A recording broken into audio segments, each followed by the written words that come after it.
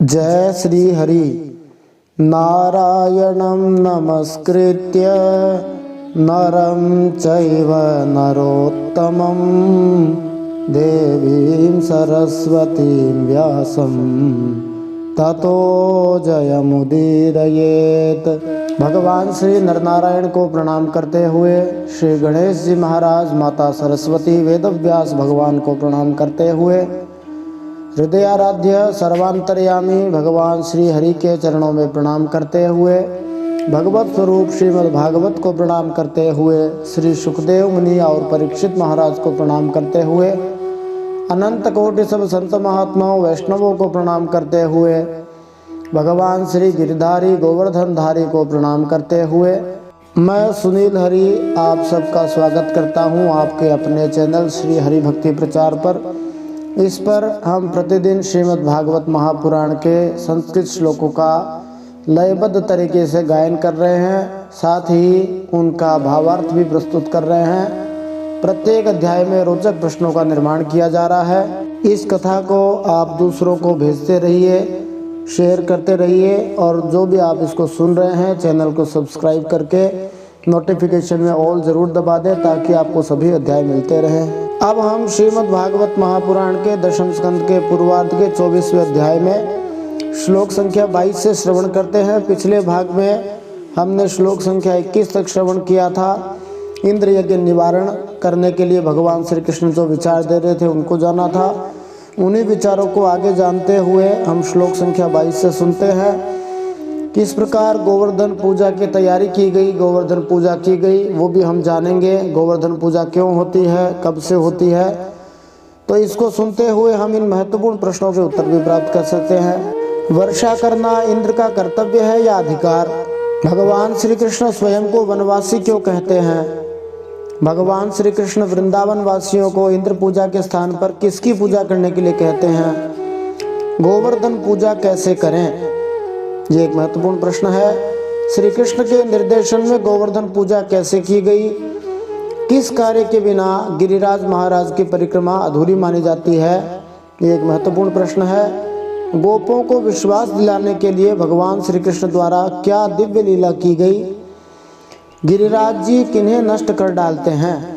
आइए इन सब प्रश्नों के उत्तर जानते हुए श्रीमद् भागवत महापुराण के दशम स्कंद के पूर्वार्ध के 24वें अध्याय के दूसरे भाग, जिसमें श्लोक संख्या 22 से हम श्रवण करते हैं, इन सब प्रश्नों के उत्तर भी प्राप्त करते हैं। फिर भगवान कहते हैं, सत्वं रजस्तमैते स्थित्युत्पत्त्यन्त हेतवः रजसोत्पद्यते विश्व मन्योन्यं विविधं जगत् रजसा चोदिता मेघा वर्षन्त्यम्बूनि सर्वतः प्रजास्तैरेव सिद्ध्यन्ति महेन्द्रः किं करिष्यति।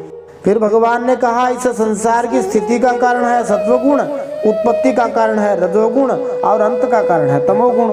यह विविध प्रकार का संपूर्ण जगत भी स्त्री पुरुष के संयोग से रजोगुण के द्वारा उत्पन्न होता है। इसका तात्पर्य है कि गायों पर आश्रित जीविका निश्चित रूप से राजा इंद्र पर निर्भर करती है, जो वर्षा देते हैं। और ऐसे आक्षेप की संभावना की पूर्व कल्पना करके यहाँ पर भगवान श्री कृष्ण नास्तिकतावादी सांख्य नामक जगत के यांत्रिक सिद्धांत का परिचय देते हैं। प्रकृति के यंत्रवत कार्यों के लिए कारण को उत्तरदायी ठहराना अत्यंत प्राचीन प्रवृत्ति है। भगवान श्री कृष्ण ने 5000 वर्ष पूर्व मानव समाज में प्रचलित इस सिद्धांत का उल्लेख किया था, सांख्य दर्शन का। फिर भगवान ने उस यांत्रिक सिद्धांत की अपनी व्याख्या का समापन इस प्रकार से किया कि देखो वो देवराज इंद्र क्या कर लेंगे। उसी रजोगुण की प्रेरणा से, जिस रजोगुण से संसार उत्पन्न होता है, मेघगण माने बादल सब कहीं जल बरसाते हैं, उसी वर्षा से अन्न होता है, अन्न से सारे जीव जीवित रहते हैं। तो इसमें भला इंद्र का क्या लेना देना है? वह भला क्या कर सकता है जी? कुछ नहीं कर सकता है। जो जैसा कर्म करता है उसके अनुसार उसको फल मिलता है, उसमें इंद्र की कोई भूमिका नहीं है। न नः पुरो जनपदा न ग्रामा न गृहा वयं नित्यं वनौकसस्तात वनशैल निवासिनः तस्माद् गवां ब्राह्मणानां मद्रेश्चारभ्यतां मखः य इन्द्र याग संभारास् तैरयं साध्यतां मखः। भगवान ने कहा, पिताजी न तो हमारे पास किसी देश का राज्य है न तो बड़े बड़े नगर ही हमारे अधीन हैं, हमारे पास गांव या घर भी नहीं है। हम तो सदा के वनवासी हैं, वन और पहाड़ ही हमारे घर हैं। भगवान यह बतलाना चाह रहे हैं कि वृंदावन वासियों को गोवर्धन पर्वत तथा वृंदावन के जंगलों से अपने संबंध को समझना चाहिए। उन्हें इंद्र जैसे किसी लघुवे भगवे देवता की चिंता नहीं करनी चाहिए। अपना तर्क समाप्त करके भगवान श्री कृष्ण अगले श्लोक में आमूल परिवर्तन के लिए प्रस्ताव रखते हैं। भगवान विश्व के आदिवासी हैं, ऐसा कहना चाह रहे हैं कि सबसे पहले हम ही आदिवासी। इसलिए भगवान प्रस्ताव दे रहे हैं कि हम लोग गौओं, ब्राह्मणों और गिरिराज का यजन करने की तैयारी करें तो बढ़िया है। इंद्र यज्ञ के लिए जो सामग्री इकट्ठी की गई है ना, उन्हीं से इस यज्ञ का अनुष्ठान होने दें। भगवान श्री कृष्ण तो गाय ब्राह्मणों के हित करने वाले हैं, ये प्रसिद्ध ही है। और भगवान श्री कृष्ण ने जानबूझकर स्थानीय ब्राह्मणों को अपने प्रस्ताव में सम्मिलित कर लिया, क्योंकि वे दैवी वैदिक संस्कृति के प्रति अनुरक्त लोगों का सदा सम्मान करते हैं। जो वैदिक संस्कृति का पालन करते हैं, भगवान उनको पसंद करते हैं। इसलिए भगवान कहते हैं कहाँ चक्कर में पड़े हो, हम लोग वनों में रहने वाले, इसलिए पहाड़ की पूजा करो। और गाय हमारा जीवन निर्वाह करवाते हैं, उनकी पूजा करो। और ब्राह्मण हमारी संस्कृति को बचाए हुए हैं, इसलिए उनकी पूजा करो। अब कैसे पूजा करी जाए वो बताते हैं, कैसे तैयारी करी जाए। अब गोवर्धन पर्वत की पूजा की तैयारी चल रही है। पच्यन्तां विविधाः पाकाः सूपान्तः पायसादयः संयावापूपशष्कुल्यः सर्वदोहश्च ऊयन्तामग्नयः सम्यग् ब्राह्मणैर्ब्रह्मवादिभिः अन्नं बहुविधं तेभ्यो देयं वो धेनु दक्षिणाः। भगवान ने कहा अनेकों प्रकार के पकवान, जिनमें खीर, हलवा, पुआ, पूरी आदि से लेकर मूंग की दाल तक बनाए जाएं। व्रत का सारा दूध इकट्ठा कर लिया जाए। यहाँ पर सूप शब्द छीमियों के शोरबे तथा रसदार तरकारियों का सूचक है, अथवा सूप दाल को भी कहा जाता है। इस तरह गोवर्धन पूजा के लिए भगवान श्री कृष्ण ने शोरबा जैसा गर्म पकवान, खीर जैसा ठंडा व्यंजन और सभी प्रकार की दूध की वस्तुएं इकट्ठी करने के लिए कह दिया। कैसे करें तो कहा, देखो वेदवादी ब्राह्मणों के द्वारा भली भांति पहले तो बढ़िया सा हवन करवाएंगे और फिर उन्हें अनेकों प्रकार के अन्न देंगे और फिर गायें देंगे और दक्षिणा देंगे। इस श्लोक की व्याख्या में श्रीधर स्वामी जी ने कहा है कि भगवान श्री कृष्ण ने अपने पिता तथा वृंदावन के दूसरे निवासियों को इस वैदिक यज्ञ की शास्त्रीय विधि का विस्तृत उपदेश दिया, जिससे यज्ञ की गुणवत्ता के बारे में आश्वस्त हुआ जा सके और महाराज नंद तथा अन्य व्यक्तियों को ऐसे यज्ञ की भावभूमि में श्रद्धा से अनुप्राणित किया जा सके। इस प्रकार भगवान ने बतलाया कि सनातनी ब्राह्मण नियमित यज्ञ की अग्नियां और समुचित दान वितरण का कार्य होना आवश्यक है। इन्हें श्री भगवान द्वारा बतलाए गए क्रम में संपन्न करना था। अभी भगवान 7 ही वर्ष के हैं और एक नया यज्ञ चलाने के लिए, नई तरीके से नए कार्य करने के लिए कैसा बढ़िया बात भगवान उपदेश करके बता रहे हैं। भगवान तो भगवान ही है, भगवान के बराबर कोई कभी नहीं हो सकता। फिर भगवान ने कहा, अन्येभ्यश्चाश्वचाण्डाल पतितेभ्यो यथार्हतः यवसं च गवां दत्त्वा गिरये दीयतां बलिः स्वलंकृता भुक्तवन्तः स्वनुलीप्तः सुवाससः प्रदक्षिणं च कुरुत वो विप्रानलपर्वतान् एतन्मम मतं तात क्रियतां यदि रोचते अयं गो ब्राह्मणाद्रीणां मह्यं च दहितो मखः। फिर भगवान ने कहा, केवल ब्राह्मणों को ही दान धर्म कर दिया, इतना ही नहीं, चांडाल पतित कुत्तों तक को यथा योग्य वस्तुएं देकर गायों को भी चारा दिया जाए और फिर गिरिराज महाराज को भोग लगाया जाए। भगवान तो सबका ध्यान रखते हैं। वे चींटी को कण देते हैं, हाथी को मण देते हैं खाने के लिए, सबकी व्यवस्था भगवान करते हैं। फिर भगवान ने कहा, खूब प्रसाद खा पी कर, सुंदर सुंदर वस्त्र पहनकर, गहनों से सज सजा लिया जाए और चंदन लगाकर गाय, ब्राह्मण, अग्नि तथा गिरिराज गोवर्धन महाराज की प्रदक्षिणा की जाए। भगवान श्री कृष्ण चाहते थे कि सभी मनुष्य तथा पशु तक उत्तम भगवत प्रसाद अर्थात श्री भगवान को भेंट किए हुए शुद्ध भोजन खाएं। अपने घर वालों को प्रसन्न बनाने के लिए उन्होंने उन्हें सुंदर वस्त्र और आभूषणों से सजने और शरीर में बहुमूल्य चंदन लेप करने का आग्रह किया। किंतु मुख्य कृत्य तो पवित्र ब्राह्मणों, गायों, यज्ञाग्नियों तथा विशेषतया गोवर्धन महाराज की प्रदक्षिणा करना था। तो भगवान इस प्रकार से एक उत्सव में इसको बदल रहे हैं। प्रायः उत्सवों में नए नए कपड़े पहनना अच्छा लगता है, तो सब बढ़िया से सज धज के तैयार हो गए और साथ में ब्राह्मण गाय और पहाड़ों के और अग्नियों के परिक्रमा लगाने की एक परंपरा भगवान शुरुआत करवा रहे हैं। अब अंत में देखो कितनी बढ़िया बात कहते हैं। भगवान ने कहा मेरी तो ऐसी ही सम्मति है, आपको ठीक लगे तो करना चाहिए। यही बात भगवान सभी जीवों के साथ करते हैं कि आपको स्वतंत्र सोचने की शक्ति मिली हुई है, आप निर्णय कीजिए अपने आप। भगवान ने बढ़िया बढ़िया बातें बता दी, अब आपको जो ठीक लगे वो करिए। भगवान ने कहा ऐसा यज्ञ गाय, ब्राह्मण और गिरिराज को तो प्रिय होगा ही, मुझे भी बहुत प्रिय होगा। तो ब्राह्मण और गायों तथा स्वयं श्री भगवान को भी जो अच्छा लगे वह अच्छा ही है, वह पूरे विश्व के लिए कल्याणकारी है। आधुनिक लोग जो कि आध्यात्मिक रूप से अंधे हैं इसे समझ नहीं सकते। इसके विपरीत वे जीवन के प्रति वैज्ञानिक दृष्टिकोण रखते हैं और इसके कारण संपूर्ण पृथ्वी का विनाश किए जा रहे हैं। ऐसा क्या वैज्ञानिक दृष्टिकोण हो गया जो अपना ही नाश करने लग जाए? अपना नाश करना कोई बुद्धिमत्ता की निशानी नहीं है, लेकिन आधुनिक जो सोच है वो अपना ही नाश करने में तुली हुई है। तो इस श्लोक में भगवान कहते हैं कि यदि रोचते, आपको ठीक लगे तो आप कीजिए, नहीं तो आपकी मर्जी। तो ये भगवान की बहुत बड़ी विशेषता है, उदारता है कि भगवान कभी भी अपनी बात को थोपते नहीं है।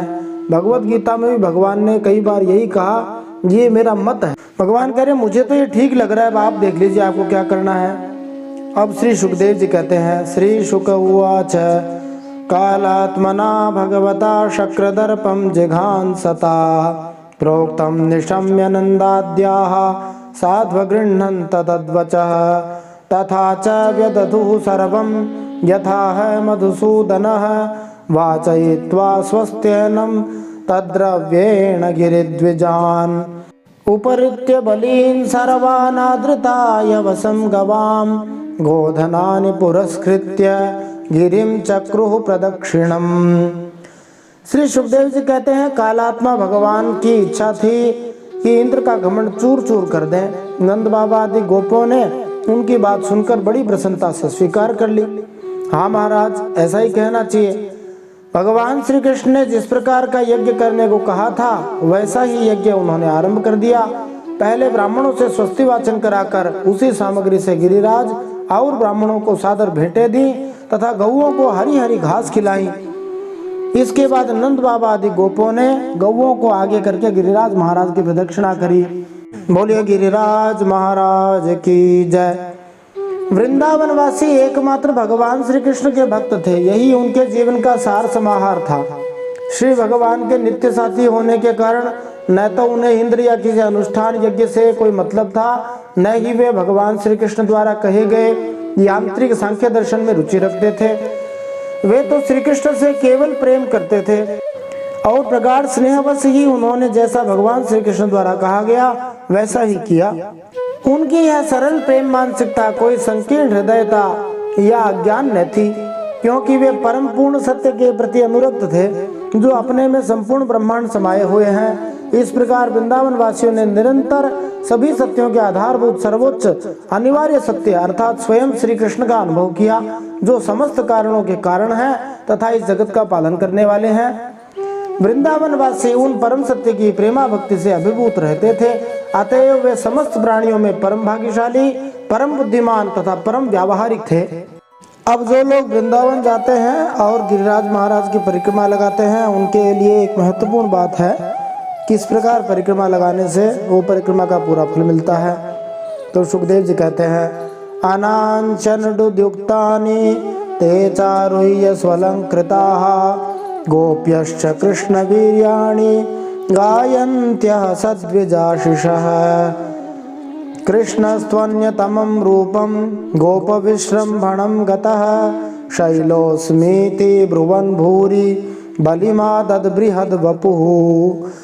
ब्राह्मणों का आशीर्वाद प्राप्त करके वे और गोपियां भली भांति श्रृंगार करके और बैलों से जुती गाड़ियों पर सवार होकर भगवान श्री कृष्ण की लीलाओं का गान करती हुई गिरिराज महाराज की परिक्रमा करने लगी। तो यहाँ बताया गया है कि किस प्रकार से गिरिराज महाराज की परिक्रमा लगानी चाहिए। गिरिराज परिक्रमा करते समय श्री भगवान की लीलाओं का गान किया जाए, उनके नामों का उच्चारण किया जाए तो वह विशेष फल देने वाली होती है और उसके बिना परिक्रमा समझो कि अधूरी मानी जाती है। जब सारी तैयारी पूरी हो गई, यज्ञ पूरा होने लग गया, तो भगवान श्री कृष्ण ने एक दिव्य लीला करी। गोपों को विश्वास दिलाने के लिए गिरिराज महाराज के ऊपर एक दूसरा विशाल शरीर धारण कर लिया। प्रकट होकर के बोले कि मैं ही गिरिराज हूँ और सारी सामग्री आरोपने लगे। तो भगवान ने सबको आश्वस्त करने के लिए कि गोवर्धन पर्वत और श्री कृष्ण एक ही हैं, वृंदावन वासियों से कहा कि मैं ही साक्षात गोवर्धन पर्वत हूँ। तत्पश्चात श्री कृष्ण वहां पर भेंट किया हुआ सभी भोजन खाने लगे। आज भी श्री कृष्ण तथा गोवर्धन की एक रूपता का आदर किया जाता है। बड़े बड़े भक्त गोवर्धन पर्वत से शिलाएं लेकर उनकी उसी प्रकार पूजा करते हैं जैसे मंदिरों में भगवान श्री कृष्ण के अर्चा विग्रह मूर्ति की पूजा की जाती है। जिस प्रकार मंदिरों में भगवान श्री कृष्ण के अर्चा विग्रह की पूजा की जाती है, इसीलिए भक्तगण गोवर्धन पर्वत से छोटे छोटे पत्थर या कंकड़ बीन कर घर लाते हैं और उन्हें पूजते हैं, क्योंकि यह पूजा अर्चा विग्रह की पूजा जैसी ही है। भगवान श्री कृष्ण ने अपनी ओर से वृंदावन वासियों को महत्वपूर्ण संकट मोल लेने के लिए प्रेरित किया था। उन्हें शक्तिशाली विश्व सरकार के यज्ञ की उपेक्षा करके, माने देवराज इंद्र के यज्ञ की उपेक्षा करके, उसके बदले गोवर्धन पर्वत की पूजा करने के लिए आश्वस्त किया था। गोप समाज ने भगवान श्री कृष्ण के प्रेम के वशीभूत होकर यह सब किया और अब उन्हें यह विश्वास दिलाने के लिए कि जो कुछ भी उन्होंने किया है वह ठीक है, भगवान श्री कृष्ण ने अभूतपूर्व दिव्य स्वरूप धारण कर लिया और यह दिखला दिया कि वे ही गोवर्धन पर्वत है।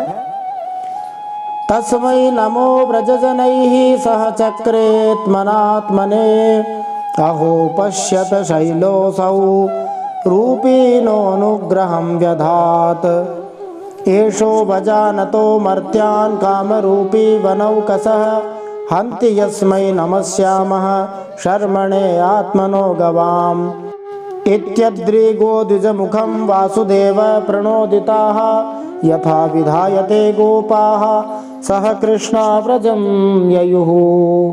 भगवान श्री कृष्ण ने अपने उस स्वरूप को दूसरे ब्रजवासियों के साथ स्वयं भी प्रणाम किया और कहने लगे, देखो कैसा आश्चर्य है, गिरिराज महाराज ने साक्षात प्रकट होकर हम पर कृपा करी है। इस श्लोक से स्पष्ट है कि भगवान श्री कृष्ण ने अपना विस्तार किया था। वे वृंदावन के उत्सव मनाने वालों के बीच अपने सामान्य रूप में दिख रहे थे, जबकि उसी के साथ गोवर्धन पर्वत के विशाल रूप में भी प्रकट हो रहे थे। इस तरह बालक श्री कृष्ण ने वृंदावन वासियों को अपने गोवर्धन पर्वत रूपी नए अवतार के सामने नमन करने को कहा और सबको बतलाया कि गोवर्धन के इस दैवी रूप ने उन पर महती कृपा करी है। भगवान श्री कृष्ण के विस्मयकारी दिव्य कार्यकलाप आमोद प्रमोद युक्त वातावरण के अनुरूप थे। तो भगवान ने कहा, ये गोवर्धन पर्वत कैसे हैं? तो कहा, ये चाहे जैसा रूप धारण कर सकते हैं। ये जो वनवासी जीव इनका निरादर करते हैं उन्हें नष्ट भी कर डालते हैं। आओ अपना और गौओं का कल्याण कराने के लिए इन गिरिराज महाराज को हम नमस्कार करते हैं। इस श्लोक में कामरूपी शब्द बतलाता है कि गोवर्धन पर्वत विषैले सांपों, जंगली पशुओं, गिरती चट्टानों इत्यादि का रूप धारण कर सकता है और ये सभी रूप मनुष्य को मारने में सक्षम है। श्रीधर स्वामी जी के अनुसार श्री भगवान ने इस अध्याय में सिद्धांत की 6 बातें कही हैं। पहली बात, केवल कर्म ही किसी के भाग्य का निश्चय कर सकता है। दूसरी बात, मनुष्य का बद्ध स्वभाव उसका परम नियंता है। तीसरी बात, प्रकृति के गुण सर्वोच्च नियंता हैं। चौथी बात, श्री भगवान कर्म के आश्रित पक्ष के रूप में हैं। पांचवी बात, वे कर्म नियंत्रण के अधीन हैं। छठी बात है, मनुष्य की वृत्ति ही वास्तविक आराध्य देव है।